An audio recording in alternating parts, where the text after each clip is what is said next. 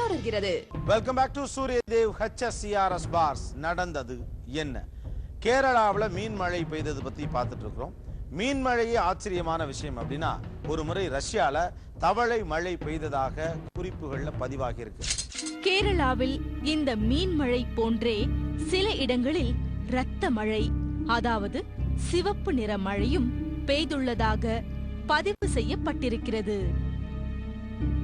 அதேபோல 1997 ஆண்டில் மெக்சிகோவிலும் 2005 ஆண்டு செர்பியாவிலும் தவளை மழை பெய்துள்ளதாக குறிப்புகள் தெரிவிக்கின்றன.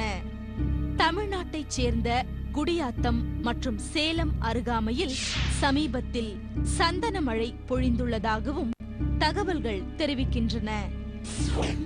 அங்கனாஞ்சேரி அருகிலுள்ள மோர்குளங்கரா எனும் ஊரில் 2001 ஆண்டு ஏப்ரல் மாதம் ஒரு நாள் கடும் மழை பொழிந்து கொண்டிருந்தது. அன்று மாலை 6 மணி அளவில் இளஞ்சிவப்பு நிறத்தில் மழை கொட்டத் துவங்கியுள்ளது. ஒரு வித்தியாசமான சீதோஷண நிலை அங்க இருந்துச்சு. நான் அப்ப அங்க வியாபாரம் பண்ணிட்டு இருந்தேன். பெருசா மழை பெஞ்சிட்டு இருந்துச்சு. பக்கத்துல ஒரு வீட்டுல சோப்பு மழை பெஞ்சிட்டு இருக்குன்னு வந்து சொன்னாங்க. உடனே நாங்க ஓடி போய் பார்த்தேன். வாளியில பிடிச்சு வச்சிருந்த தண்ணி எல்லாம் நல்லா சிவப்பா இருந்துச்சு. மழை நீரை வாளிகளில் பிடித்து வைத்து உபயோகப்படுத்தும் பழக்கமுள்ள இப்பகுதி மக்கள் அன்று தாங்கள் வைத்திருந்த வாளிகளில் நிரம்பி வழிந்த செந்நீரை கண்டு அதிசயித்தனர். இதுக்கு முன்னாடி எல்லாரும் சிவப்பு மழை பத்தி கேள்வி மட்டும்தான் பட்டிருந்தோம். பேப்பர்ல நியூஸ்லன்னு அப்படிதான் தெரியும். எப்பவும் பெய்யற மழையை விட அன்னைக்கு நல்ல கலரா இருந்துச்சு. அது சிவப்பு மழைங்கிறத புரிஞ்சுக்கிட்டோம். மழை பெய்யும் போதே அது சிவப்பா தான் பெஞ்சிட்டு இருந்துச்சு. மோர்குளங்கராவில் இருக்கும் தேவி அம்மன் கோவில் சுற்று வட்டார பகுதிகளில் மிகவும் பிரசித்தம். அங்கு வீற்றிருக்கும் தேவி அம்மனின் சக்திதான் இந்த சிவப்பு மழைக்கு காரணம் என கருதத் தொடங்கியுள்ளனர் அவ்வூர் மக்கள். இந்த செய்தி பரவ மறுநாளே அக்கம் பக்கத்து ஊர்களைச் சேர்ந்த பெண்கள் கூட்டம் இந்த மோர்குளங்கரா அம்மன் கோவிலுக்கு வரத் தொடங்கியது.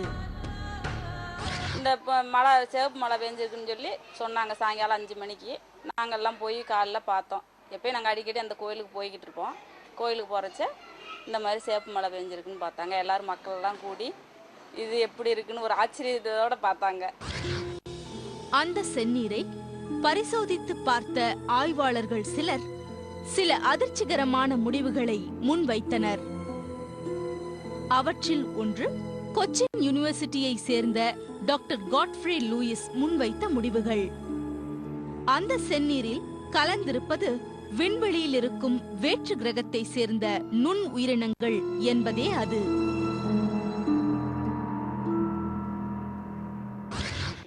முதலில் சில ஆய்வாளர்கள் சொன்னாங்க, இந்த மழை நீரில் இருந்த சிவப்பு நிற துகள்கள் எல்லாம் சின்னஞ்சிறிய தாவர இனங்கள் என்று.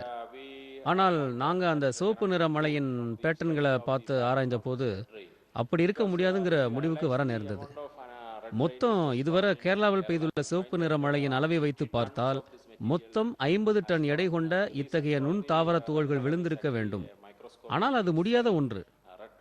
உண்மையில் இந்த சிவப்பு நிறத்துக்கு காரணம் அந்த மழை நீரில் காணப்படும் சிவப்பு நிறம் கொண்ட உயிருள்ள செல்களே.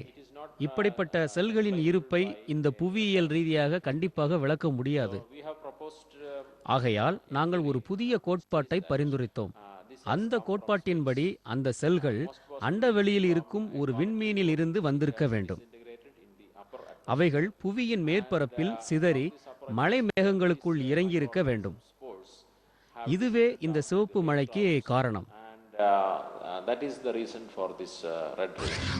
ஏற்கனவே மேற்கு நாடுகளில் நிலவி வரும் வேற்று கிரக ஜீவராசிகள் விண்வெளி தட்டு ஆகியன பற்றிய பீதிகளுக்கு உரம் சேர்க்கும் வண்ணம் இந்த முடிவுகள் அமைந்துள்ளன. அண்டவெளியில் உள்ள வேற்று கிரகங்களில் உயிரினங்கள் இருப்பதற்கான சாத்தியங்கள் உண்டு என வாதிடும் இவர், நம் பால்வெளி கேலக்சியில் மட்டுமே கோடிக்கணக்கான சூரிய குடும்பங்கள் இருப்பதாகவும் அவைகளில் உள்ள கிரகங்களிலோ அல்லது மற்ற பல கேலக்சிகளிலோ உயிரினங்கள் இருப்பதற்கான வாய்ப்புகள் உண்டு எனவும் கூறுகிறார். இந்த செம்மழை குறித்த கண்டுபிடிப்பு வேற்று கிரக உயிரினங்களின் இருப்பை கண்டடைவதற்கான முதல் அடி எனவும் நம்புகிறார். வேறு சில இடங்களில் பெய்துள்ளதாக கூறப்படும் மஞ்சள் மழை பற்றியும் இவர் சில விளக்கங்களை முன்வைக்கிறார். நாங்கள் இந்த மஞ்சள் மலையை நன்கு சோதித்து பார்த்தோம். அவைகளில் இந்த சிவப்பு செல்கள் காணப்படவில்லை. ஆனால் அந்த மழை நீரில் இருக்கும் ரசாயனங்கள் நிச்சயம் இந்த சிவப்பு செல்களுடன் தொடர்புடையதே. அவை இரண்டிற்குமே ஒரே பயாலஜிக்கல் மூலம்தான் உள்ளது. நூதன மழைகள் குறித்தான மர்மங்கள் இடைவேளைக்கு பிறகு தொடரும்.